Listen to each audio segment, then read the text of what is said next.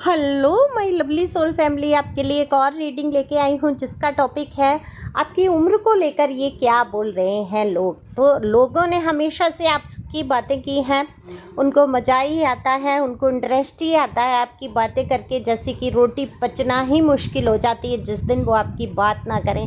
तो भाई देख लेते हैं कि आखिर आपकी उम्र को लेकर क्या चर्चाएं कर रहे हैं लोग। सभी कुछ जानने की कोशिश करते हैं टैरो कार्ड के माध्यम से। ये जनरल रीडिंग है, मेल फीमेल सभी के लिए समान है।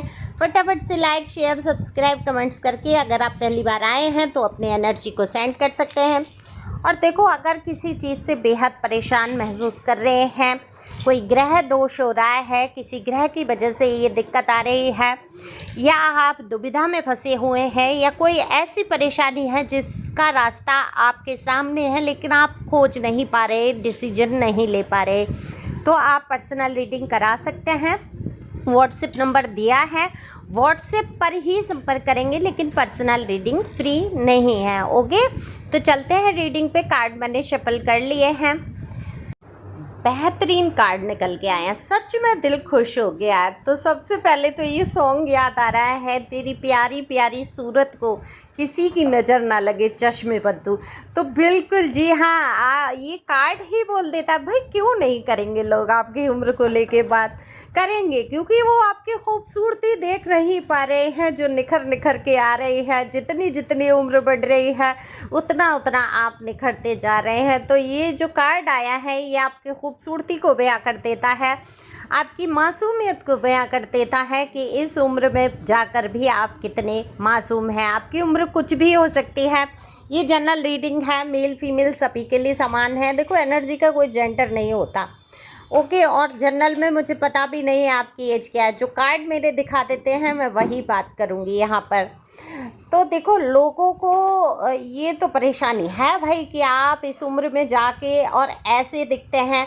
वो अपनी उम्र में आपसे कम हो सकते हैं, वो किसी भी एज वर्ग के हो सकते हैं, तो उनकी एज आपसे कहीं ज़्यादा दिखने लगी है। वो अपना रख रखाव नहीं कर रहे, वो ये टेंशन में पड़े रहते हैं कि आखिर आप इतने खूबसूरत कैसे दिख सकते हैं, आप इतना बोल्ड कैसे रहते हैं, आपकी सोचने समझने की क्षमता इतनी तेज कैसे है।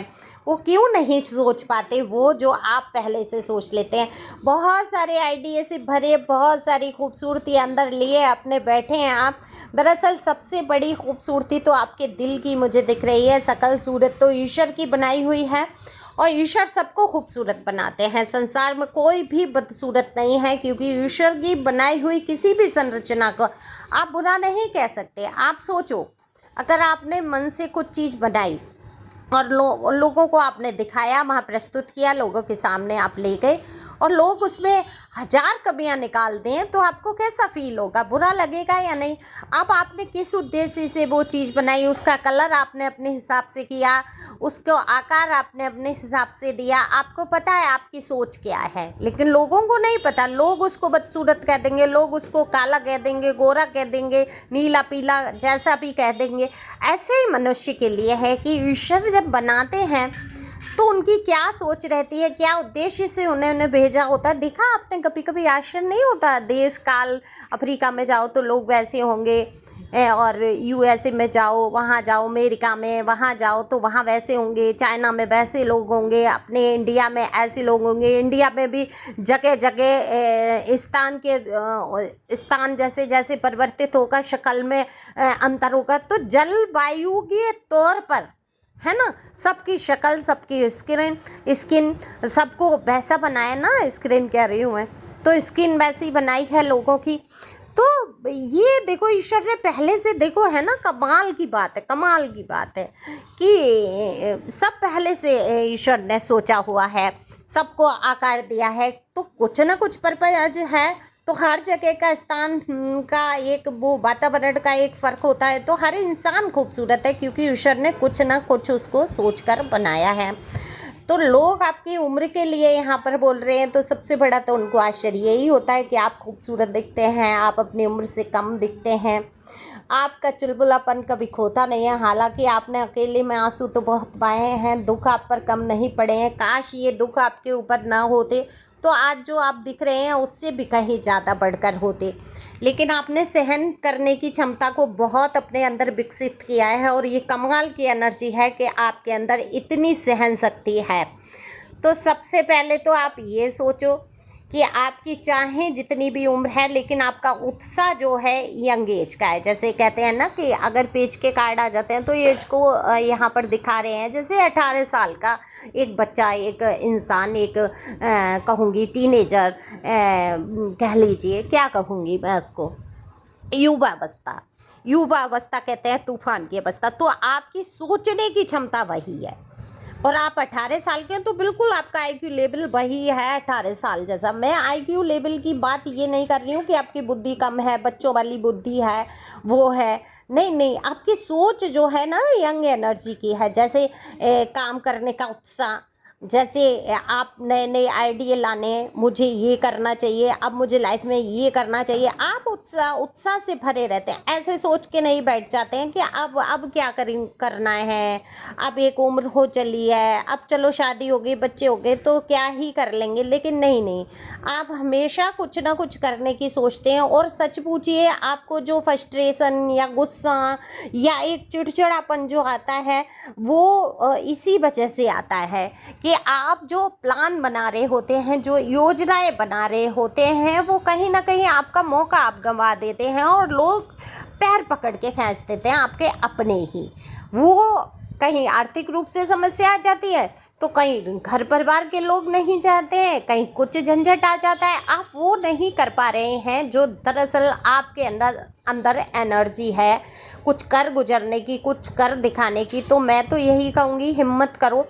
एक तो सबसे पहले अकेलेपन का ये मन से ये निकाल दो कि मैं अकेले कुछ नहीं कर सकता। कहते हैं लोग, उदाहरण देते थे, अरे मैडम अकेला चना थोड़ी भार फूकेगा। भाई भार वाला नहीं जला रहा है, आप अकेले चने को कढ़ाई में डाल के भूनोगे, वो भुनेगा, मना थोड़े ही कर देगा। तो अकेला क्या नहीं कर सकता है ना इंसान।